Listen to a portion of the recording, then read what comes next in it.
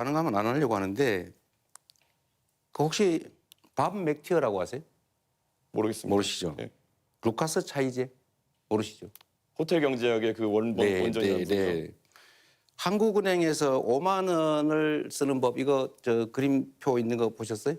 그거는 호텔 취소하고 보셨어요? 이런 게 없지 않습니까? 아니, 그래서 보셨어요? 그거 찾아내느라 고생하셨는데 전혀 다른 얘기입니다. 자, 이 밥 맥티어나 아니면 이거 미하일 슈미츠 살로몬, 루카스 차이제 이런 사람들이 그 100달러 이야기라고 인터넷에 치면 많이 나와요. 근데 거기에 똑같은 얘기가 나옵니다. 호텔에 누군가 투숙을 하려고 했는데 그 돈으로 100달러 또는 100유로로 옆에 이렇게 돌다가 결국 돈이 돌아왔는데 그 고객이 갔다. 그러나 이런 경우에도 돈의 순환이라는 효과로 외부에서 꼭 자금이 들어오지 않아도 경제가 순환이 될 수가 있다라는 이제 그 사례로 이런 걸 쓰는데 이분들이 이렇게 역사적으로 이런 예를 들 때 누구도 노쇼 경제학 뭐 이런 얘기 하지 않았다는 그 말씀을 먼저 하나 드리고요. 또 한 가지 아까 동덕여대 말씀은 제가 이렇게 정리를 좀 하고 싶습니다. 동덕여대의 그 학생들 아닙니까? 그 여성이든 남성이든 관계없죠. 학생은 학교의 당사자죠.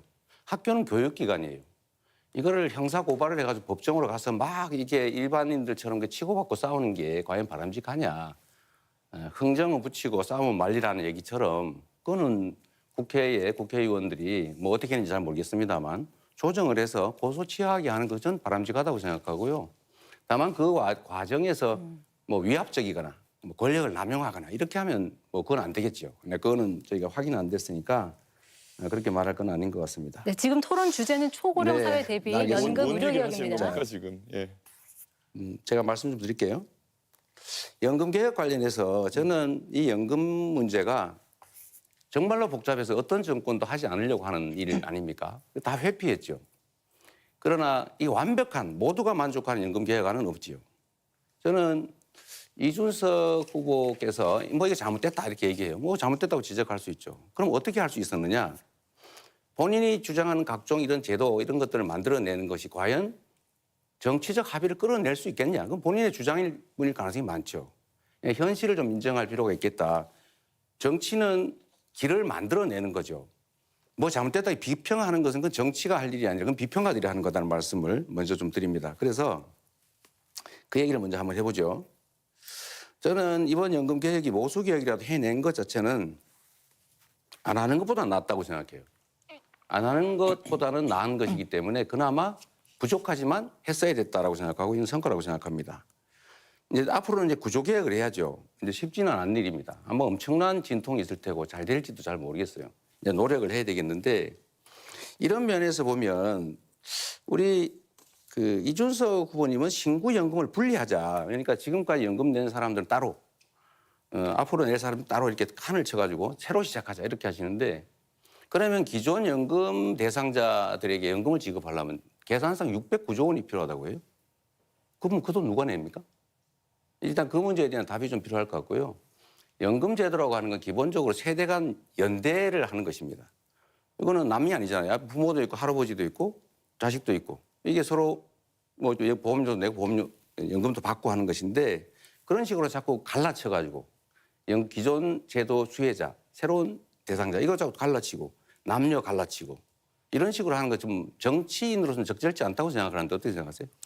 말 그대로 궤변을 하고 계신 거죠. 지금 사회적 연대나 세대 간의 연대 같은 걸 이야기하시는데 이번 합의 과정에서 과연 그러면 이득을 보는 세대는 어디이고 손해를 보는 세대가 어디인가 명백하거든요. 결국에는 지금 바로 소득 대체율을 올림으로 인해 가지고 받아가는 세대는 바로 받아가게 되고 네. 내는 세대는 4% 가까이 인상된 금액을 평생 내야 되는 것이고 그래서 5천만 원 더 내고 2천만 원 더 받아가는 구조다 이런 얘기가 나오는 거라서 대한민국의 젊은 세대는 가만히 앉아서 한 사람당 3천만 원 이상의 손실을 그냥 떠있게 된 거거든요. 네. 그리고 아까 자꾸 힘의 논리 같은 걸 얘기하시는데요. 본인들이 입법하는 것이 알겠습니다. 다수라 해가지고 옳은 게 아닙니다. 법원 그렇게 겁박하고 하고 본인 방탄하기 위한 입법한다 해서 그게 옳은 게 되는 게 아니라는 말씀 드립니다. 네. 김문수 후보님은 어떠세요? 자동 조정 장치라고 하는 거를 도입하면 지금 연금 내는 사람은 언제 연금이 깎일지 몰라서 불안할 것 같아요. 네. 그 문제에 대한 대책을 좀 말씀해 주시고 어쨌든 저는 연금이라고 하는 기본적인 이념은 연대의 가치에 있다라고 생각해요. 나는 절대 손해 안 볼 거야 라고 하면 연금이 불가능하죠. 의견 한번 말씀 주시죠. 자동조동 장치는 국가가 상당한 부분을 책임져야 되는 장치인데 이것은 저는 필요하다고 봅니다. 특히 젊은 세대들이 여기에 대해서 매우 불안하게 생각하고 있기 때문에 자기들은 뭐 내기만 되고 나중에 빈깡통 되는 거 아니냐 이런 우려를 해소해 줄 수 있는 가장 적극적인 조치가 바로 자동조종 장치가 아니냐 네. 저는 그렇게 생각하고 우리 이재명 후보께서도 동의하실 줄로 생각합니다.